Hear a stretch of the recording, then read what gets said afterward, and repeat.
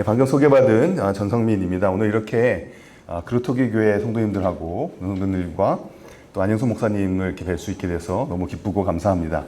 안식년이라는 얘기를 해주셨는데요. 교수라고 이렇게 하는 사람들의 경우는 이제 안식년 그러면 뭔가 노는 듯한 분위기가 들어서 꼭 연구년이라고 이렇게 말을 하거든요. 노는 게 아니라 연구하는 해다. 근데 이제 저는 그 밴쿠버에 있는 학교를 섬기다가 원장을 섬기다 보니까 이제 한국에 나와서 공부만 하는 것도 좀 부담이 되고 미안한 마음이 좀 있는 거죠. 그래서 제가 올해는 안식년도 아니고 연구년도 아니고 영업년이구나 이런 생각을 하면서 지내고 있습니다. 제가 세 번의 강의를 통해서 나누고 싶은 전체 주제는 이제 기독교는 평화의 세계관이다입니다. 그런데 그 중에서 오늘 첫 번째로 기독교 세계관의 세 가지 모토를 이렇게 이야기해 보고 싶은데요. 사실은 이 기독교 세계관이라는 게 무엇인지, 뭐 어떤 걸 다루는지, 왜 이런 고민을 하는지부터 시작해서 기독교는 평화의 세계관이다라는 제 나름의 생각에 이르기까지 이렇게 내용을 다 이렇게 세 번의 강의 안에 넣기는 했는데요. 제가 너무 욕심을 부린 것은 아닌가라는 생각을 조금 했습니다. 그래도 제가 준비한 만큼 차분히 이야기를 나누면서 저희가 그래도 3일이라는 이틀 또 주일 설교까지 시간이 있으니까요. 오늘 강의가 저에게 지금 1시간 20분 주어졌는데 8시 40분에는 무조건 강의를 마무리를 하고 그러고 나서 이제 혹시 못했지만 꼭 필요하다 싶은 게 있으면 내일 오전에 또 하고 필요한 부분만 뽑아서 이렇게 얘기를 하든지 해서 그 이야기들을 좀 나눠보도록 하겠습니다. 세계관 이야기 하나라고 되어 있는데요. 세계관이라는 이름으로 인터넷에서 검색을 하게 되면 이런 이미지들이 등장을 합니다. 그러니까 세계관이라고 이제 구글 검색창에다가 치면 소위 연관 검색어라는 게 있잖아요. 연관 검색어로 뭐가 뜨냐 하면 세계관 치면 구글이 너 이거 검색하려고 하지 하면서 제안해 주는 게 뭐냐 하면 최강자라는 표현입니다. 무슨 뜻이냐 하면 어떤 영화나 드라마 안에 나름대로의 세상이 형성되는 거죠. 그 안에서 그러한 세계 내에서 누가 능력이 최고냐 이런 것들이 인터넷에서 세계관 최강자라는 이제 표현으로 회자되기는 합니다. 그래서 마블이라는 영화 시리즈가 있잖아요. 이게 한 번 나오는 영화가 아니라 그 영화를 시리즈로 쭉 보다 보면 등장인물들이 이렇게 얽히고 저렇게 얽혀서 하나의 세상이 그 영화 시리즈 가운데서 구성되는 걸 볼 수가 있는데요. 그거를 한국말로 이제 마블 세계관이라고 표현을 합니다. 그러다 보니까 사람들이 이렇게 복잡한 표를 인물들 사이의 관계나 몇 년도에 누가 등장했고 몇 년도에 어떻게 됐고 이런 표들도 그리면서 분석하는 것을 볼 수가 있는데요. 사실 우리말로 이렇게 마블 세계관이라고 번역된 단어는 영어로는 시네마틱 유니버스가 단어입니다. 그러니까 세계관이 아니라 나름대로 영화 내의 우주인 거죠. 하나의 세상인 거죠. 사실 제가 나누고자 하는 세계관이라는 단어는 영어로 이제 월드 뷰가 되는 단어입니다. 괜찮습니다. 네. 처음에 그러니까 저희가 세계관이라는 단어가 한국에서 사용되어지는 맥락들을 보게 되면 이제 마블 세계관 같은 경우를 만나실 수가 있지만 제가 나누고자 하는 이야기는 그런 건 아니고라는 이야기를 하는 것이고요. 두 번째 세계관에 관해서 나누고 싶은 이야기는 사실 기독교 세계관이 무엇이냐, 왜 그런 고민을 하냐라는 것들을 쭉 이야기를 나누다 보면 최근에 들어서 이런 얘기들 하는 것들을 만나게 됩니다. 사실 대한민국 기독교회, 한국 기독교회 기독교 세계관이라는 개념이 소개가 된 지가 올해가 50년이 되는 해입니다. 1973년에 손봉호 교수님, 이제 서울대에서 은퇴하셨죠. 손봉호 교수님이 화란에서 유학을 하시고 돌아오셔서 개혁신학이라는 잡지에 기독교 철학의 전제 조건들이라는 제목으로 글을 쓰신 게 있는데 그게 한글로 쓰여진 기독교 세계관과 관련된 가장 최초의 글로 제가 이해하고 있습니다. 그게 1973년에 쓰여졌거든요. 그 얘기는 소개된 지가 50년이 지나간 주제가 된다는 거죠. 그러니까 이게 50년 동안 한국 기독교와 교회 내에서 회자되고 사람들이 관심을 갖다 보니까 세계관이라는 것들을 처음에는 배우고 굉장히 흥분해서 와 이게 되게 좋은 건가 보다 라고 이제 습득을 하고 익히고 또 그걸 나름대로 실천하려고 하다 보니까 사실 50년이라는 세월은 짧은 시간이 아니라서요. 그 개념이 우리 기독교와 우리 사회에 정말 잘 적용되는 건 맞냐? 이 개념이 우리 신앙을 잘 설명하는 건 맞냐라는 질문까지 사람들이 던지게 되었습니다. 그래서 올해에 제가 보기엔 가장 화제의 책 중에 하나인데요. 정한욱 선생님이 안과 의사신데요. 쓰신 책이 있습니다. 믿음을 묻는 딸에게 아빠가 라는 제목의 책이 올해 정말 화제의 책이었는데요. 그 책의 세 번째 챕터의 제목이 기독교 세계관과 세계 기독교라는 챕터입니다. 거기 보면 딸의 입을 빌어서 이런 질문을 하고 이 질문에 관해서 이 저자가 대답하는 내용이 담겨져 있는데요. 이런 질문을 딸이 던졌다고 이제 가정을 합니다. 최근 기독교 세계관에 대한 설교를 들을 기회가 있었어요. 그 목사님은 구원받은 그리스도인은 모두 기독교 세계관으로 무장해 타락하고 세속화된 이 세상의 문화를 모두 그리스도께로 돌아오게 해야 한다고 역설했어요. 그 설교를 들으면서 명쾌한 비전과 세상을 바꾸려는 열정과 매력을 느꼈지만 기독교와 관계없는 모든 것들을 가치 없는 죄악 덩어리라고 여기는 점에서 거부감이 들기도 해요. 게다가 그들이 원하는 바뀐 세상의 모습은 너무 답답하고 고리타분해 보여요. 과연 기독교 세계관이란 무엇인가요? 그리고 세계관에 관련된 이야기들을 어디까지 받아들여야 하나요? 라는 것입니다. 사실 기독교 세계관이란 말 자체는 굉장히 딱딱하기도 하고 어떤 맥락에서 어색하기도 하고 낯선 개념일 수도 있는데요. 사실 이 질문에 담겨있는 고민들은 우리의 신앙의 고민이라는 생각을 해보게 됩니다. 그래서 이 질문을 제가 같이 나누는 이유는 두 가지가 있는데요. 하나는 기독교 세계관이라는 이름으로 이야기를 나누지만 사실은 근본적으로 세상에서 그리스도인이 어떻게 살아가야 되는가에 대한 고민을 이 개념에서 다루고 있다는 것이죠. 두 번째는 아까 말씀드렸던 것처럼 한국 기독교 내에서 이 주제가 50년 동안 이야기되다 보니 기독교 세계관이 무조건 좋은 것이다 라는 얘기에만 사람들이 환호하는 것이 아니라 그것이 갖고 있는 한계, 문제점, 극복해야 될 것들은 없는지들을 이야기를 나누고 있다는 것이죠. 그러다 보니까 제가 이제 기독교 세계관이라는 이름으로 강의를 하거나 같이 이렇게 설교를 하게 될 때 저에게 주어진 숙제는 뭐냐 하면 여지껏 제가 배워왔던 기독교 세계관이 무엇인지를 소개하는 걸 넘어서 그래서 그 기독교 세계관이라는 것을 저는 제 삶에 또 우리의 공동체에 또 우리의 한국 사회에 적용하기 위해서는 어떤 고민들이 필요한가라는 새로운 상상들이 저에게 숙제로 주어지고 있다는 걸 보게 됩니다. 나름대로 그 숙제를 아주 열심히 했는지 어느 정도 했는지 모르겠지만 그 숙제에 대한 나름대로의 답변들이 이제 제가 썼던 책이 되는데요. 2018년에 세계관적 설교라는 제목으로 제가 생각하는 기독교 세계관의 기본적인 주제들을 좀 다루었고 그것이 오늘 나누게 될 세 가지 모토와 같이 얘기가 될 창조, 일상, 공공의 복음에 관한 이야기가 되고요. 그러고 나서 한 3년쯤 후에 세계관적 성경 읽기라는 책을 통해서 그런 기본적인 세계관에 관한 이야기를 나눴지만 그게 21세기 한국 기독교에 어떻게 적용돼야 되는가, 21세기 한국 기독교는 세계관이라는 이름으로 어디에 서서 어디를 바라봐야 되는가를 제 나름대로 고민하게 되었던 것 같고요. 그렇게 해서 그것을 한마디로 줄여보면 기독교는 평화의 세계관이다 라는 주제를 제가 생각해 보게 되었습니다. 그래서 저는 2020 몇 년에 이 숙제를 할 수 있을지는 아직 괄호가 쳐져 있는 물음표가 쳐져 있는 상황이긴 합니다.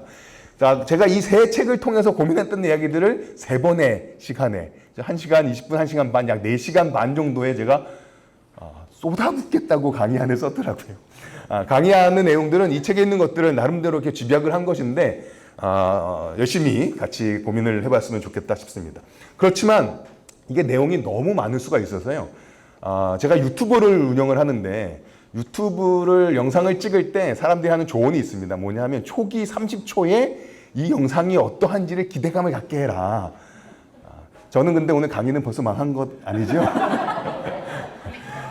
초기 30초에 이 영상이 무엇을 얘기할 것이고 무슨 주제에 대한 기대감을 확실하게 심어주지 않으면 인터넷 용어로 어떤 표현이 있냐면 광탈이라는 표현이 있습니다. 유튜브를 보다가 옆에 다른 유튜브들이 막 소개가 돼 있잖아요, 영상들이. 그러니까 보다가 재미없으면 바로 다른 영상을 클릭하면서 광탈, 그렇죠? 금방 그 시청자들이 떠나가는 일들이 있게 되는 거죠.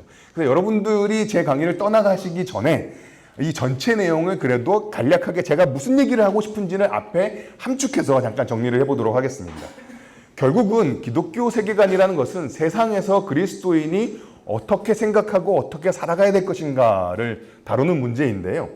그것을 다루는 가장 중요한 세 가지 성경 구절이 무엇일까를 좀 생각해 보았습니다. 첫 번째는 창세기 1장 1절입니다. 뭐니 해도 태초에 하나님이 천지를 창조하셨다라는 사실이 이 세계를 이해하는 데 있어서 그리스도인에게 가장 중요한 핵심되는 말씀이지요. 그렇지만 이 말씀은 하나님이 세상을 창조하셨다라는 사실만을 우리에게 확인시켜 주는 것이 아니라 이 세상이 어떤 세상인지를 우리에게 알려주고 있는 것이죠. 하나님이 세상을 창조하셨다는 것을 넘어서 이 세상은 하나님이 만드신 세상이라는 것을 확인시키고 있습니다. 근데 그 하나님은 우리가 고백하는 참으로 선하신, 무엇보다도 하나님의 가장 중요한 속성은 선하신, 좋으신 하나님이신 거죠. 이 세상은 좋으신 하나님이 만드신 세상이다. 이것이 세상을 이해하는 저희들의 가장 근본이 되는 것이죠. 그래서 제가 이거를 창조의 복음 혹은 창조에 관해서 우리에게 각인시켜주는 말씀이다라는 생각을 해보게 됩니다. 게다가 그렇게 선한 하나님이 만드신 세상이 천지라고 나오는데요. 이것도 뭐 사실 조그만 사실을 크게 부풀리는 경향이 있는 것이지만 천지는 그야말로 하늘과 땅이라는 양 끝의 부분을 이야기함으로써 모든 것을 다 지칭하고 있는 것이죠. 그러니까 저희가 살면서 경험하고 있는 삶의 모든 구석구석이 다 좋으신 하나님이 만드신 좋은 세상이다라는 것을 우리에게 확인시켜 주는 것입니다. 두 번째로 제가 기독교 세계관의 핵심 말씀이라고 꼽아본 말씀은 굉장히 유명한 말씀이긴 한데요. 요한복음 3장 16절이죠. 유명한 말씀, 핵심 말씀이라고 꼽는 게 다 아는 창세기 1장 1절, 요한복음 3장 16절, 특별하게 새로운 게 없네라는 느낌이 들 수 있겠지만 제가 생각하기에 요한복음 3장 16절이 기독교 세계관에서 핵심 구절이라고 말씀드리는 이유는요. 요한복음은 창세기 이후에 한참 이후에 신약에 나오는 말씀이잖아요. 여기서 하나님이 세상을 이처럼 사랑하사 독생자를 주셨으니라고 말할 때 세상은 창세기의 순서에 따르면 이미 하나님을 등진 세상인 것이죠. 그러니까 하나님이 세상에 근본적으로 선하게 창조하셨지만 그 세상이 사람의 반역으로 인해서 하나님께 등을 졌습니다. 그러니까 소위 말하는 타락이 반영된 세상인 거죠. 하나님을 떠난 세상 혹은 추락한 세상입니다. 그런데 그런 세상임에도 불구하고 하나님이 독생자를 주시기까지 사랑하셨다라는 것이 우리가 세상을 바라보는 굉장히 중요한 시선이 돼야 된다는 생각을 해보게 됩니다. 왜냐하면 저희가 세상을 바라보는 관점, 세상에서 사람들과의 어떤 관계를 맺고 살 것인가에 대해서 이 세상이 악한 세상이다라는 생각을 우리가 또 갖기도 하잖아요. 틀린 말은 아니지요. 하지만 그럼에도 불구하고 타락한 세상, 떠난 세상, 악한 세상, 추락한 세상이지만 하나님은 여전히 독생자를 보내시기까지 사랑하시는 세상이다라는 것을 저희가 놓치지 말아야 되는 것 같습니다. 그 다음에 이제 세 번째가 제가 생각하기에 기독교 세계관을 이야기하면서 마태복음 5장 43절부터 48절을 말씀하시는 경우는 언급하는 경우는 제가 거의 보지 못했는데요. 제 스스로 생각하기에 제가 생각하는 기독교 세계관의 가장 독특한 특징이다라고 생각해 볼 수 있을 것 같은데요. 근데 한 가지 제 말이 너무 빠르지는 않나요?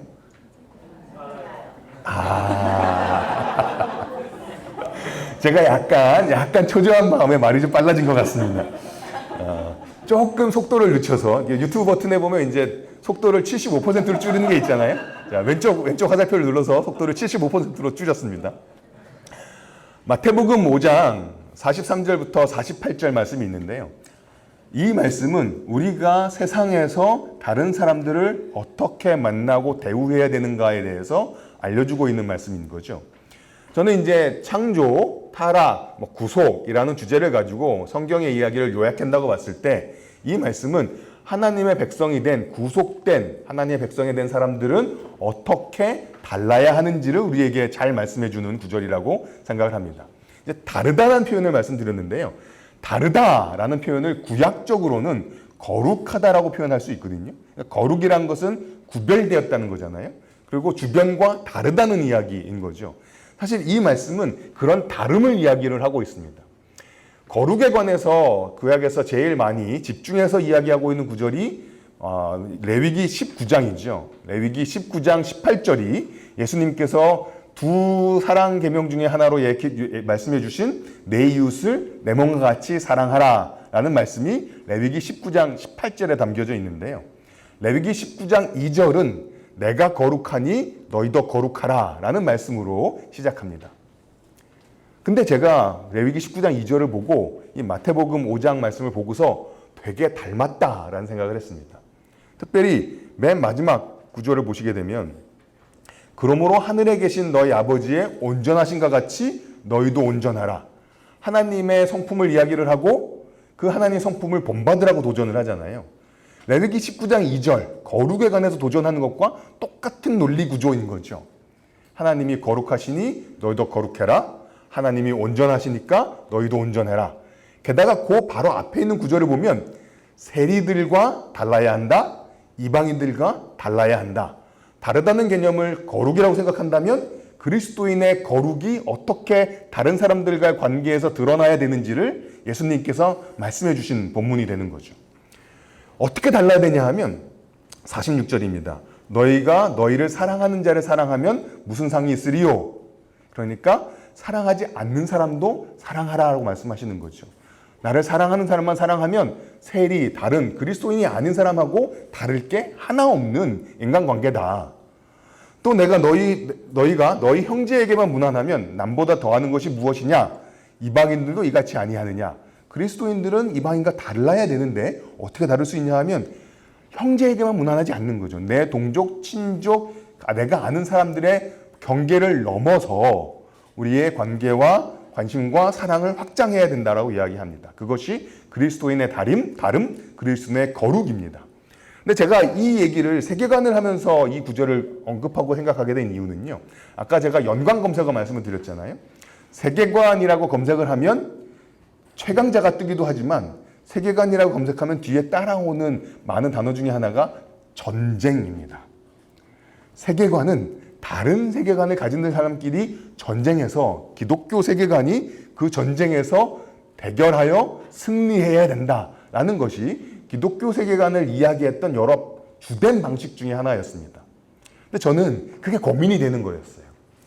과연 기독교 세계관은 우리로 하여금 세상과 대결을 우리에게 부추기고 격려하고 대결하라고 명하는가? 분명히 그런 부분이 있습니다. 그리스도께로 세상에 그리스도를 대적해서 높아진 것을 사로잡아 온다라는 표현도 있지요.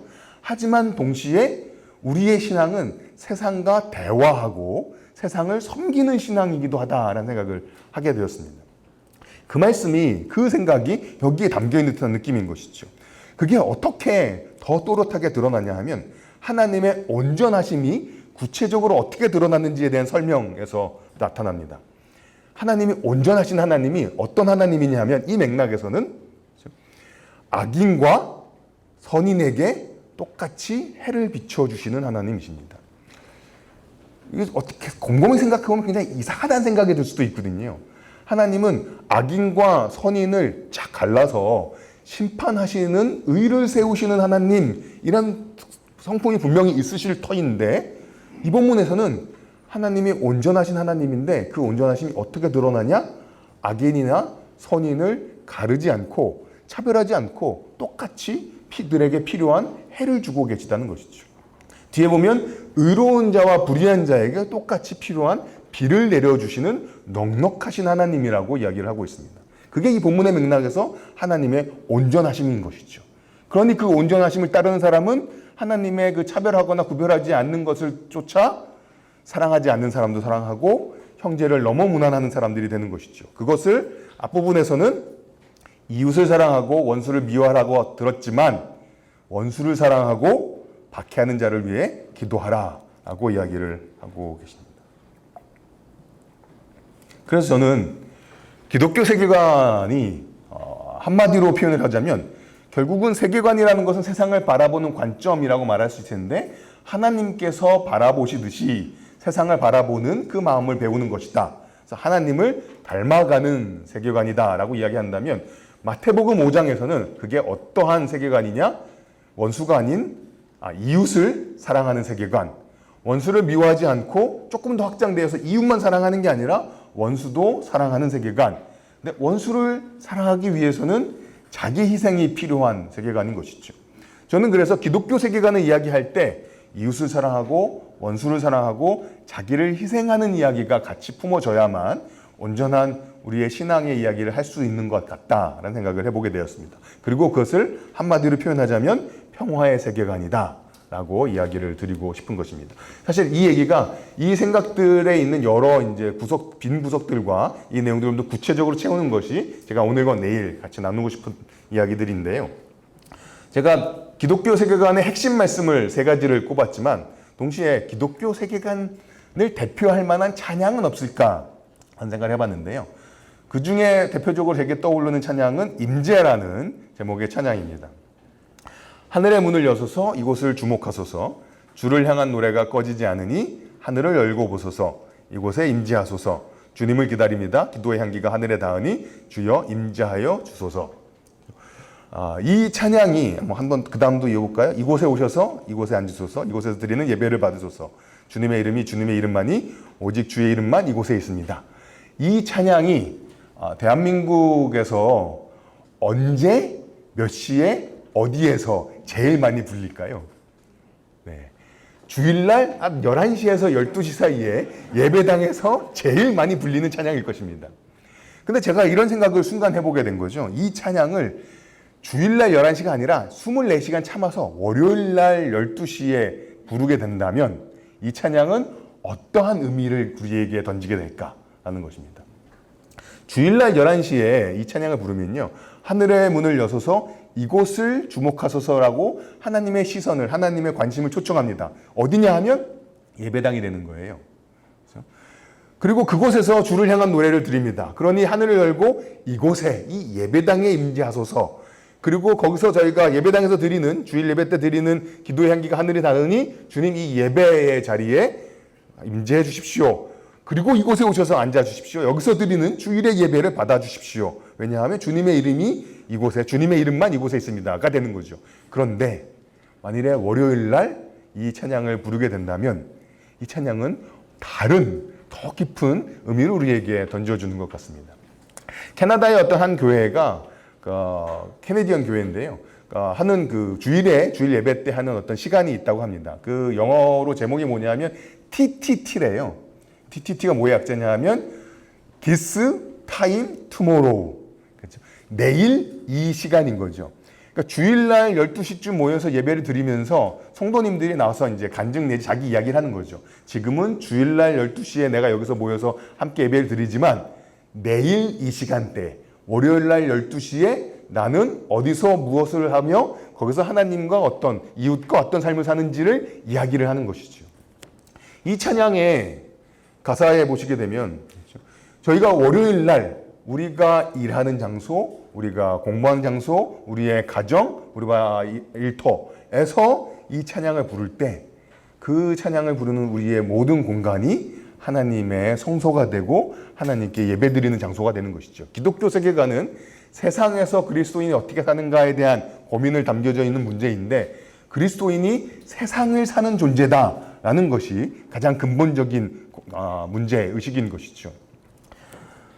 여기까지가 30초 동안 청중을 붙잡기 위한 내용이었습니다. 이제는 광탈하셔도 됩니다. 첫 번째 오늘 얘기는요. 그래서 이 얘기를 좀 풀어나가는 건데 조금 차분차분. 오늘 첫 시간에 가장 중요한 목적이 뭘까 생각을 해봤는데요. 기독교 세계관이라는 게 뭐다. 사람들은 이 말 안에 이런저런 생각들을 담고 있다. 기독교 세계관의 내용이란 건 이런 것이다를 소개해드리는 것이라는 생각을 해보게 되었습니다. 사실 그 세계관 그 개념의 역사라는 책의 첫 문장인데요. 기독교를 하나의 세계관으로 이해하게 된 것은 근래의 교회사에서 이루어진 가장 중요한 발전 중 하나다라고까지 세계관이란 개념이 중요함을 이야기를 하고 있습니다. 도대체 기독교를 세계관으로 이해한다는 게 무슨 의미냐? 아니 그 질문에 앞서서 세계관이라는 게 도대체 뭐냐? 사실 그렇게 어렵게 생각하자면 한도 끝도 없이 어려운 개념이고요. 그냥 쉽게 생각하자면 그렇게 어려운 개념은 아닌 것 같습니다. 여러 가지 방식으로 사람들이 세계관의 뜻을 정의해 왔었는데요. 세계관은 세상과 세상 안에서의 우리의 소명과 미래를 바라보는 틀 또는 근본적인 신념의 집합이다. 그리고 그것이 기독교적으로 적용된다면 성경 계시의 합리적 일관성을 보여주는 유신론적 체계다. 사실 그리고 또 이런 설명들도 있거든요. 사건이나 상황, 자신을 포함한 주변 세계에 대한 인식 또는 판단의 기본이 되는 전제들의 틀. 그리고 이제 기독교 세계관을 이야기할 때 가장 기본적인 교과서라고 알 수 있는 책을 쓰신 분은 그 교과서에서 이렇게 정의를 합니다. 한 사람이 사물들에 대해 가지는 근본적인 신념들의 포괄적인 틀. 이건 제가 하도 이야기를 많이 해서 그냥 눈 감고 외우는 한 사람이 사물들에 대해 가지는 근본적인 신념들의 포괄적인 틀인데요. 사실 제가 이 정의를 보고 처음에 외웠을 때 약간의 배신감을 느끼는 거죠. 왜냐하면 그런 거 있잖아요. 제가 어려운 단어의 뜻을 알고 싶어서 국어사전을 딱 펼쳤더니 훨씬 더 어려운 말로 설명하고 있더라. 세계관이라는 뜻이 뭔지 몰라 구분해가지고 찾아봤더니 한 사람이 사물들에 가지는 근본적인 신념들의 포괄적인 틀. 세계관이란 말이 차라리 더 쉽겠다라는 느낌이 드는 정의이긴 한데요. 사실 여기에 있는 단어 하나하나는 세계관이라는 개념을 고민하는 구체적인 특징들이 담겨져 있긴 합니다. 사물들, 대상을 바라보는 것이죠. 그 다음에 근본적이다라는 특징이 있고, 그것이 신념들의 모임인데 그게 틀을 만들고 있고, 그 틀은 모든 걸 다 담아내려는 포괄적인 틀이다. 이런 내용이 담겨져 있는데요. 사실 이것보다 제가 가장 친근하고 적절하고 좋다라고 생각하게 된 것은 기독교 세계관이 뭐냐라는 것을 말 그대로 설명하는 거죠. 기독교 세계관은 기독교, 세계, 관이라는 세 개의 말이 합쳐진 거잖아요. 그러니까 하나를 좀 저희가 풀어보면 그거 가지고 무슨 얘기를 하려는지를 저희가 좀 알 수 있겠다 싶습니다. 그래서 관점이라는 것을 고민한다는 게 어떤 의미인지, 그것으로 세계를 본다는 게 어떤 의미인지, 그걸 기독교적으로 세계를 바라본다는 게 어떤 의미인지, 이게 이제 제가 첫 번째 나누고 싶은 내용이 됩니다. 그래서 첫 번째는 관점입니다. 관점의 이야기들에 관해서 세계관에 관한 강의나 책을 조금 접해보신 분들은 다 맨날 쓰는 그 비유가 있습니다. 세계관은 마치 지도와 같다라는 것이죠. 지도거든요. 근데 이 지도의 한가운데에는 뭐가 있는지 잘 보이시나요? 네, 예루살렘이 그려져 있습니다. 아니, 세상의 한가운데에 예루살렘이 있다고 얘기하고 있는 지도인 거죠. 그러니까 이 지도를 그린 사람이 세상을 어떻게 바라보고 이해하고 있는지를 그대로 우리에게 알려주고 있죠. 이 사람의 생각하는 세계의 가운데에는 예루살렘이 있습니다. 이게 물리적으로 그렇든지 않든지 떠나서 이 사람이 세상을 바라보는 그 사람의 그림은 예루살렘이 세상의 중심이다 생각하는 것입니다. 제가 인터넷에서 뭐라고 검색해서 이 지도를 찾아냈을까요? 네, 세계지도라고 검색하면 세계지도가 등장을 합니다. 이 지도는 제가 뭐라고 검색을 했을까요? 월드맵이라고 검색하면 나옵니다. 자, 세계지도하고 그렇죠? 월드맵하고 차이가 뭘까요? 네.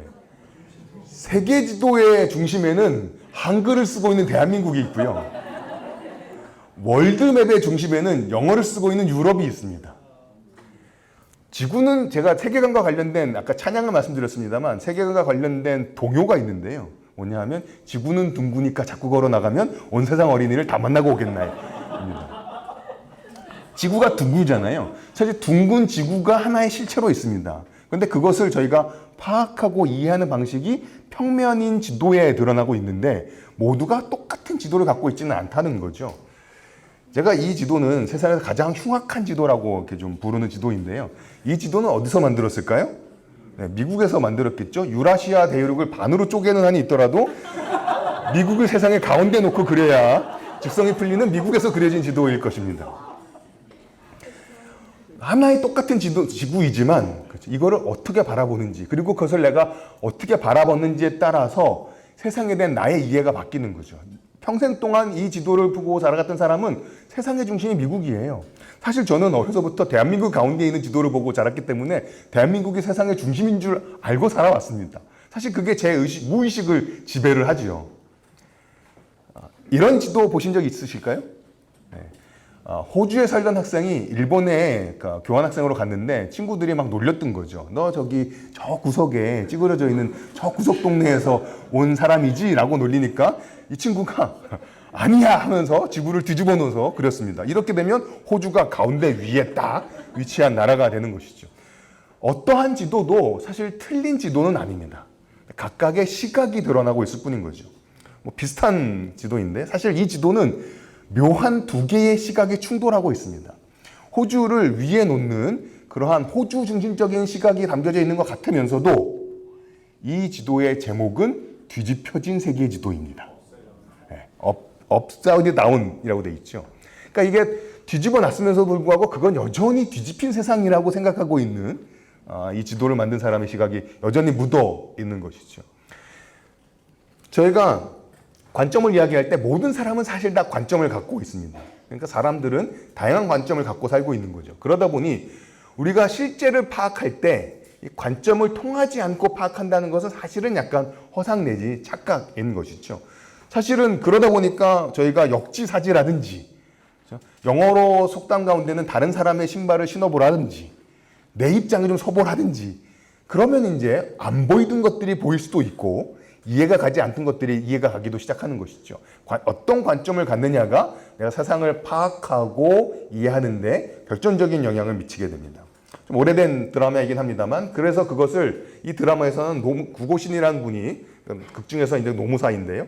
이런 표현을 씁니다. 서는 데가 바뀌면 풍경도 달라지는 거야. 아마 혹시라도 제 책을 미리 읽어보신 분들은 책에 있는 내용을 또 똑같이 하고 있네. 그래서 좀 약간 아쉬워서 죄송하긴 합니다만 안 읽은 분들이 더 많이리라 믿고 서는 데가 바뀌면 풍경도 달라지는 거야 라는 표현이 관점의 중요성을 한마디로 함축하고 있는 표현인 거죠.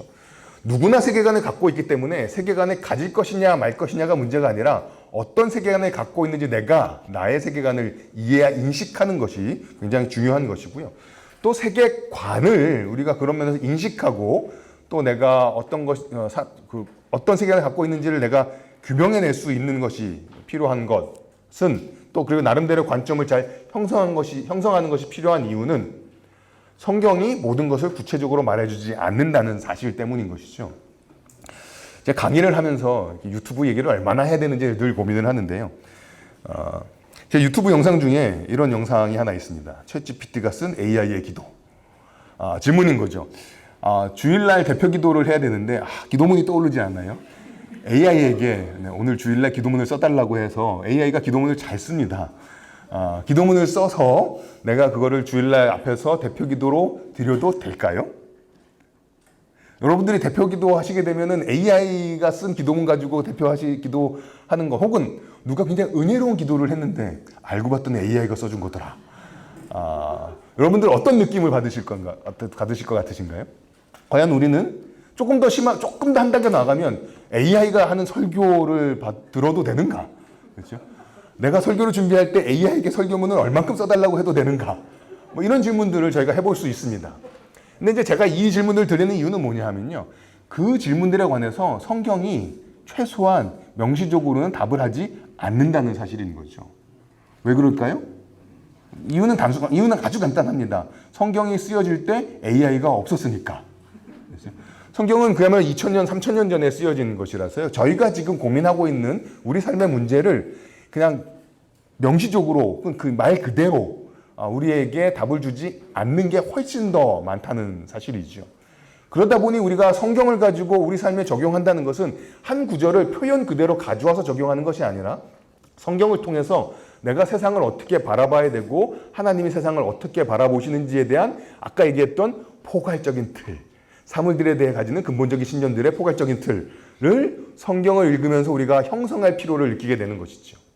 저희가 성경을 읽는다는 것은 구절을 가지고 적용하는 것뿐만이 아니라 어떤 구절들은 그게 좀 잘 될 만한 구절들도 있긴 하죠. 그럴 만한 문제들도 있습니다. 하지만 잘 생각해 보시면 성경을 통해서 우리가 관점을 잘 형성하는 것이 성경을 읽는 어떤 목적이고 과정이다라는 생각을 해보게 됩니다. 그것을 로마서 12장 1절과 2절은 이렇게 표현하고 있는 것 같습니다. 형제들아 내가 하나님의 모든 자비하심으로 너희를 권하노니 너희 몸을 하나님이 기뻐하시는 거룩한 산 제물로 드리라. 이는 너희가 드릴 영적 예배니라. 세대를 본받지 말고 오직 마음을 새롭게 함으로 변화를 받아 하나님의 선하시고 기뻐하시고 온전하신 뜻이 무엇인지 분별하도록 하라. 제가 고등학교 때 국어를 저는 라디오로 이게 방송하는 걸 들으면서 국어 입시 준비를 했었는데요. 혹시 이렇게 기억나시죠? 밑줄 쫙, 별표 땡, 이런 거 라디오로 들으면서 했었는데 만일에 이 본문에서 지금 이 맥락 가운데서 가장 중요한 단어 하나를 동그라미 치신다면 어떤 단어에 동그라미 치고 싶으실까요? 어디다가 이렇게 별표를 치고 돼지꼬리 이렇게 붙이고 싶으실까요? 다양한 대답들이 있을 수 있겠습니다만 저는 여기서 분별이라는 단어에 동그라미를 쳐보고 싶습니다. 세계관에 관해서 고민하는 이유는 하나님의 기뻐하시고 온전하신 뜻을 분별하기 위함이라는 것이죠. 물론 이 분별이라는 것이 아까 말씀드렸던 것처럼 분별하면 옳고 그름을 우리가 분별하기 때문에 분별 다음에 우리는 대결이나 전쟁으로 나아갈 만한 경향들이 생길 수가 있습니다만 그 다음은 우리가 좀 더 고민해볼 문제고 근본적으로 하나님이 무엇을 기뻐하시는지 하나님께서 무엇이 원하시는지를 저희가 잘 분별해내는 것이 필요한 것이죠. 약간 얘기가 번지긴 합니다만 제가 이해하는 그리스도인의 영성의 두 가지 큰 기둥은 분별과 그 다음엔 용기라는 생각을 해보게 됩니다. 아무리 분별을 잘해도 그 분별한 대로 살아갈 수 있는 용기가 우리에게 필요한 거잖아요. 그러니까 용기 없는 분별은 이렇게 흔히 하는 표현으로 머리만 커지는 것이고, 그 다음에 분별 없는 용기는 이게 어디로 튈지 모르는 일이 되는 것이잖아요. 그래서 분별과 용기가 그리스도의 영성의 가장 중요한 기둥이다라는 생각을 해보게 되는데, 우리가 잘 분별하기 위해서는 성경을 통해 우리가 관점을 형성하는 것이 필요하다라는 것입니다. 그렇다면 어떤 식으로 사람들은 그런 세계관에 관해서 학습해 왔는가, 공부해 왔는가라는 것인데요. 전통적으로 정말 세계관과 관련해서 가장 많이 한국에서 팔린 책 중에 하나, 물론 영어 책으로도 제일 많이 팔린 책 중에 하나인데요. 그 책의 제목은 기독교 세계관과 현대사상이라는 책입니다. 그 책은 이런 목록으로 되어 있습니다. 굳이 제가 챕터를 보여드리는 이유는요, 기독교 세계관이라는 관심을 갖고 이걸 좀 살펴봐야 되겠다라고 하게 되면 이러한 내용들을 만나게 되는데, 그때부터 이제 철학사를 공부하란 말인가 뭐 이런 생각이 들긴 하는 것이죠. 사실 이 책은 기독교 유신론이라는 아까 그 틀 세계관이 어떤지를 설명하고, 서양 사상사 내에서 이 세계관이 어떤 식으로 바뀌어 왔는지, 하나님이 이 세상을 만드시고 통치하고 다스리시는데 사람들이 이런 생각을 하는 거죠. 하나님이 아주 완벽하고 전능하시고 그런 분이 세상을 만드셨으니, 그렇게 만드신 세상은 완벽하니까 사실 하나님이 더 이상 개입하실 필요도 없겠다라는 생각을 할 수도 있는 거죠. 그러니까 뭔가 만들었는데 계속해서 고쳐야 돼요. 그러면 잘 만든 게 아닐 수 있잖아요. 그러니까 하나님이 정말 잘 만드시는 완벽한 분이시니까 세상을 딱 만들었으니 완벽한 시계 같은 게 되어서 그 자체로 너무나 잘 굴러가더라. 더 이상 하나님이 개입할 필요가 없는 거 아닌가라는 생각을 하게 되는 것이 소위 이신론이라는 것입니다. 하나님 세상을 만드셨지만 더 이상 개입하지 않는 거죠. 근데 그러다 보니까 사람들은 그러면 굳이 하나님이 계실 필요가 있나? 라는 생각들을 해볼 수 있게 되죠. 그게 이제 자연주의라는 세상을 바라보는 관점이 생깁니다. 근데 그러다 보니 인간의 의미가 어디에 있는지 허무주의에 빠지게 되고, 그러다 보니 나의 실존에서 내가 의미를 찾겠다 해서 실존주의가 발흥하게 되고, 이런 식으로 서양의 사상의 흐름을 쭉 정리한 게 이 책의 일반적인 내용과 흐름입니다. 그런데 이 책은, 그러니까 기독교 세계관이라는 게 있는데 그것과 다른 세계관들을 비교를 하는 것이죠. 근데 저는 기독교 세계관을 고민할 때 이러한 접근보다 아까 보여드린 두 번째 책, 은밀한 세계관이라는 제목의 책이 그리스도인들이 고민하는 데 있어서 저한테는 조금 더 유익했다라는 생각을 갖게 됩니다. 이 책은 어떤 접근을 하냐 하면, 개인주의, 소비주의, 국가주의, 도덕적 상대주의, 과학적 자연주의, 뉴에이지 뭐 이런 것들을 얘기를 하는데, 이게 기독교 세계관과 다른 세계관이라고 말하지 않고 그리스도인들에게 스며들어온 세계관이라고 이야기하는 것입니다. 기독교 세계관이 순수하게 존재하는 게 아니라, 기독교 세계관인데 내가 그리스도인인데 내 사고방식 내에 개인주의가 스며들어 있다는 것이죠. 내가 기독교 신앙이고 난 여전히 그리스도인이고 세상을 기독교적으로 바라보는데 거기에 소비주의가, 국가주의가, 도덕 상대주의가 스며들어가 있더라라는 것입니다. 은밀하게 숨겨져서 들어와 있다라는 것이죠. 제가 이제 구약을 공부했으니까 이 두 책을 보면서 십계명이 생각이 났습니다. 십계명의 1계명을 보시면 내 앞에 다른 신을 두지 말라라는 말씀이죠. 2계명은 뭘까요? 2계명은 하늘에 있는 것이나 땅에 있는 것이나 어떤 거로 들어도 하나님의 형상을 만들지 말라는 계명이잖아요. 1계명 다른 신을 섬기지 말라, 2계명 형상을 만들지 말라. 둘 다 우상 숭배하지 말라라는 말씀 같은데 차이가 뭘까요?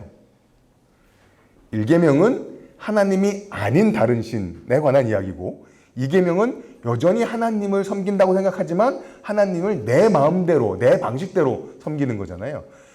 전통에 따라서 그거를 하나의 계명으로 묶는 경우도 있습니다만, 개신교 전통은 두 개를 구별을 합니다. 저는 그 1계명과 2계명의 차이가 세계관을 다루는 이 두 책의 방식과 굉장히 유사하다는 생각을 했습니다. 기독교 세계관과 현대사상은 기독교 세계관이 있고 그게 아닌 다른 세계관들을 이야기하고 있는 반면에, 은밀한 세계관은 기독교 세계관인데 혹은 내가 기독교에 살아가는데 어떤 면에서는 영향을 받은 혹은 내 마음대로 기독교적인 것들을 만들어내고 있지 않은가라는 생각을 해보게 만드는 책입니다. 그런 면에서 제가 기독교 신앙을 버리고 다른 신앙을, 다른 종교를 갖지 않는 이상에는 은밀한 세계관이라는 책이 제 삶을 돌아보는 데는 조금 더 실천적인 문제 제기를 하고 있었던 것 같습니다. 그리고 제가 이 책을 더 추천하고 드리고 싶은 이유는요. 이 책은 어떤 세계관이 좋은 세계관이냐라는 것들을 구별하는 데 있어서 사람이 어떤 세계관을 가지게 됐을 때 그 세계관이 그 사람으로 하여금 더 사랑하게 만드는가, 더 감사하게 만드는가, 더 겸손하게 만드는가를 좋은 세계관을 구별하는 기준으로 제시하고 있습니다. 흔히들 세계관을 이야기할 때는 이게 얼마나 완벽한 논리적인 체계인가, 이것이 세상을 얼마나 포괄적으로 다 설명해내는가라는 굉장히 지적인 어떤 능력들, 지적인 틀로 체계로서 세계관을 이렇게 검증하는데, 은밀한 세계관은 우리의 삶의 태도에 대해서 문제 제기를 하고 있는 게 저는 우리의 삶에 조금 더 의의가 있다라는 생각을 해보게 됐고요. 또 하나는 얼핏 보면 이 세계관들은 다 나쁜 세계관들 같지만 이 세계관들 가운데서도 배울 것들이 있다라고 이야기를 하고 있습니다. 제가 세계관은 대결뿐만 아니라 대화를 우리에게 요청한다라고 말씀을 드렸는데, 기독교 신앙은 우리가 개인주의가 반드시 나쁜 것 같다라는 느낌으로 이제 얘기를 한 거잖아요. 그렇지만 개인주의가 기독교 신앙에 알려주는 의미도 있다라는 식으로 각각의 세계관들이 갖고 있는 조심해야 될 것들도 있지만 우리 삶에 의미를 주는 것, 기독교 신앙에 도움을 주는 것, 통찰을 주는 것들도 짚어내고 있습니다. 그러니까 이 서양의 맥락에서 이 책이 쓰여졌다 보니까 서양 사람도 진짜 개인주의적이잖아요. 그러니까 개인주의가 굉장히 문제가 됩니다만, 뒤집어서 제가 이 얘기를 한국 그리스도인들 맥락에서 하다 보면요, 어떻게 보면 한국인들에게 혹은 한국 그리스도인들에게 더 고민되는 문제는 뭐냐 하면 집단주의라는 것이죠. 다 개성이 아무도 없어요. 다 똑같은 것을 해야 된다라는 그 부담이 오히려 우리에게 숨어 들어온 덜 기독교적인 세계관일 수도 있는 거죠. 그런 면에서 개인주의가 어떤 통찰을, 어떤 신앙적 의미를 갖고 있는지를 고민하게 만드는 것도 중요한 내용이 되는 것입니다. 그래서 이 책은 그런 식으로 대화와 겸손과 사랑을 우리에게 장려하는 세계관 책으로서 제가 이렇게 꼭 추천해드리고 싶은 것이고요. 여기서 하나의 그냥 우리의 느낌만, 다른 세계관이 우리의 신앙 가운데 어떤 식으로 스며들고 영향을 미치고 있는지 느낌만 좀 하나 확인하고 가면, 이 책에서 국가주의를 이야기를 하잖아요. 저는 초등학교 시절에 1972년에 개정된 국기에 대한 맹세를 외우면서 컸던 사람입니다. 나는 자랑스러운 태극기 앞에 조국과 민족의 무궁한 영광을 위하여 몸과 마음을 바쳐 충성을 다할 것을 굳게 다짐합니다. 이게 2007년에 개정이 됐다고는 하는데요. 제가 초등학교 시절부터 교회를 다니고 신앙생활을 했습니다만 이 국기에 대한 맹세를 외우면서 저의 신앙과 충돌된다라고 생각해 본 적은 1도 없었습니다. 그냥 저한테는 그냥 내가 그냥 시민으로서 그냥 할 만한 그냥 모범생으로 외우는 그런 맹세였던 거예요. 그런데 이제 와서 하나하나 좀 들여다 보니까요. 나는 자랑스러운 태극기 앞에 조국과 민족의 무궁한 영광을 위하여 몸과 마음을 바쳐 충성을 다할 것을 굳게 다짐합니다. 그리스도인이 할 수 있는 충성 다짐일까? 라는 질문이 들었습니다. 여기에 대해서 사람들마다 그리고 우리의 기독교 신앙의 이해와 전통에 따라서 사실 답변들은 다양할 수 있다는 생각을 하게 됩니다.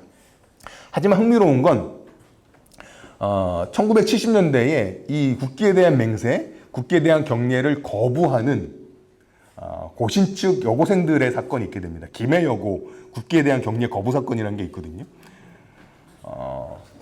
그 중에 한 분은 지금 고신의 정말 유명하신 목사님의 사모님이세요.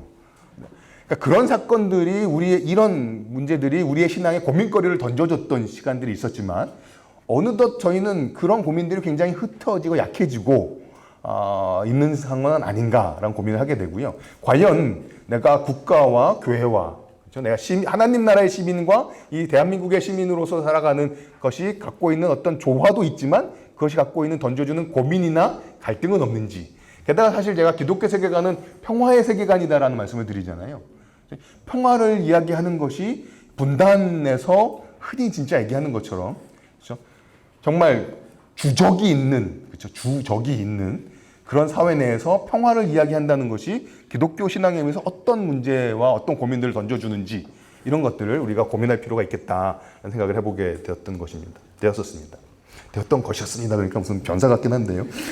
그렇지 않고, 네. 요컨대 결국은 세계관은 우리의 삶을 인도하고 우리가 시대를 평가하는 방식, 그리고 우리의 의사결정에 결정적인 영향을 미칩니다. 그런데 지금 관점 이야기를 했는데요. 기독교 세계관을 이야기할 때 한 가지 유의해야 되는 점이 생긴 것 같습니다. 이제 이런 지점들이 제가 기독교 세계관을 소개하면서 저의 고민에 같이 나누는 지점이 되는데요. 관점이란 얘기는 뭔가 지적으로 파악한다는 느낌들이 좀 강해서요. 그리고 관점이란 얘기는 내가 있고 내가 상대방을 바라보는 저 대상과 내가 이렇게 떨어져 있는 거잖아요. 그래서 내가 어떤 대상을 객관적으로 파악할 수 있고 그거 파악한 걸 내가 알게 되면 관점이 바뀌면 나의 삶이 바뀔 것이다 라는 식의 생각들이 있습니다만, 사실상 우리의 삶이 바뀌는 것은 뭘 알아서 바뀐다기보다는, 아까 이제 분별이라는 말씀드렸습니다만, 분별한다고 바뀌는 게 아니라 용기 내는 삶이 또한 우리를 바꿔내기도 하잖아요. 그러니까 아는 것이 아니라 내가 진짜 뭐를 욕망하는 사람인지, 내가 뭐를 사랑하는지, 이거에 대한 고민이 사실 필요한데, 기독교 세계관은 우리로 하여금 너무 지적인, 우리가 알면 바뀐다라는 생각을 이렇게 갖게 만들었던 것은 아닌가라는 생각도 해보게 됩니다. 여기까지가 기독교 세계관에서 관점에 관한 이야기였습니다. 두 번째는 이런 관점에 대한 고민을 가지고 우리가 세상을 바라본다는 것인데요. 이 얘기는 한마디로 말해서 모든 걸 다 신앙적 관심을 갖고 보겠다라는 것입니다.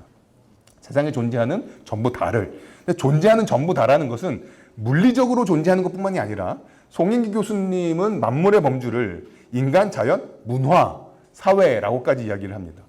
세상을 바라본 대상이 하나님께서 창조하셨다고 생각하는 물리적인 것뿐만 아니라 어떻게 보면 인간의 문화적 산물들까지도 우리가 고민하는 신앙의 대상이다라는 것이죠. 그리고 월터스 교수님은 그거를 여러 영역으로 교회, 가정, 정치, 사업, 예술, 교육, 출판, 사고, 감정, 동식물, 무생물, 우리식으로 하면 환경까지도 될 수 있을까요? 까지가 전부 다 이 세계를 구성하는 다양한 요소들이다라고 이야기를 하는데요. 어떻게 보면 지극히 당연한 이야기이지요. 우리가 기독교 세계관을 고민할 때 우리의 신앙의 고민에서 빠져나가는 영역은 한 군데도 없다. 전부 다죠. 그런데 가만히 생각해 보시면 진짜로 사회와 문화 이런 것들도 하나님의 창조물이라고, 하나님의 창조라고 이야기할 수 있는가라는 고민이 들 수 있습니다. 맞나요? 그래서 이런 개념을 창조로 이야기할 때 언급하기도 합니다. 창조의 발전이라는 표현인데요. 창조 세계란, 근데 제가 이런 인용들을 드리는 거는 이 인용이 맞다가 아니라, 성경도 아니니까요. 맞다가 아니라 이런 식으로 고민하는 사람들이 있는데 이런 고민들과 내용들을 우리는 얼마나 동의하고 여기서 우리의 생각은 어떻게 또 촉발되는가를 이렇게 던지고 싶은 건데요. 얼마나 맞는지, 어디가 틀렸는지, 어디는 수용하고 어디는 고쳐야 되는지, 아니면 뭐 다 맞다고 생각되는지 한번 들으시면서 생각해 보시면 좋을 것 같습니다. 창조 세계란 한번 만들어진 다음에 고스란히 그냥 존재하는 것이 아니다. 창조는 말하자면 이분은 이제 생물학적인 의미는 아니지만 괄호를 쳤어요. 성장하고 개발되며 이 성장과 개발은 하나님이 만드신 것들 속에 함축된 발전 가능성들을 실현하는 인간을 통해서 이루어진다. 그러니까 최초의, 성경의 표현을 빌자면 태초에 하나님께서 창조하신 게 있는데 그 창조 세계에 창조의 잠재성들이 있고 그것들을 인간의 개발을 통해서 그 창조가 발전되어지는데 그것도 결국은 궁극적으로 하나님께서 만드신 것이라고, 하나님의 창조라고 말할 수 있다라는 게 이제 이분의 주장과 설명인 것이죠. 그래서 이 가능성들이 실현하는 인간을 통해서 이루어진다. 창조된 질서의 실제는, 그래서 창조된 것들이 어떤 것도 결국은 궁극적으로 하나님의 창조라고 말할 수 있냐 하면 학교, 산업, 인생, 로켓 공학, 바늘자수 레이스, 체스 등을 개발할 수 있는 가능성을 갖고 있다. 창조의 법 혹은 창조에 있는 그 잠재성들은 새롭고 놀라운 방식으로 구현되기를 간절히 기다리고 있다. 구체적으로 얘기하자면 바둑도 하나님의 창조물이다. 이렇게 얘기하는 거예요. 만일에 우리가 화성에 가서 거기에 거주할 수 있게 된다면 화성 가게 되는 로켓도 하나님의 창조물이다. 아까 AI 말씀을 드렸습니다만 AI도 하나님의 창조물이다. 이 창조의 세계 안에 잠재되어 있던 것들이 인간을 통해서 그 잠재성들이 발현된 것이다. 이렇게 얘기하는 거거든요. 얼만큼 동의가 되시나요? 지금 이 자리에서 동의되고 안 되고를 저희가 딱 할 수 있는 상황은 아닌 것 같고요.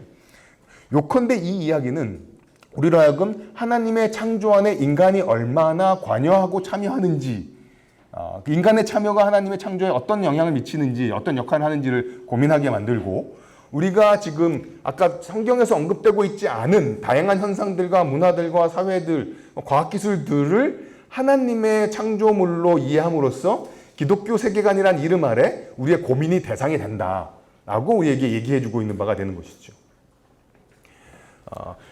가장 단순하게 말하면 기독교 세계관은 우리가 경험하는 모든 것들에 대한 고민이다라는 것이고요.